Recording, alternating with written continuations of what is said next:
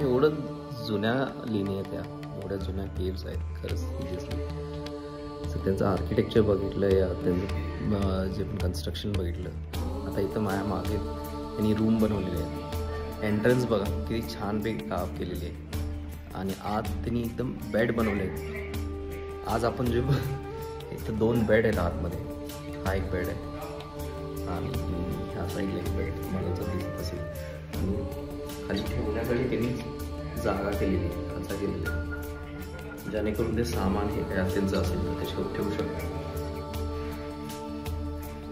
छोटी रूम आहे पण 2 लोकांसाठी कम्फर्टेबल आहे. हा स्पेस आहे, ओपन स्पेस, जो आपण म्हणू शकतो हॉल टाईपमध्ये आहे पूर्ण. इथे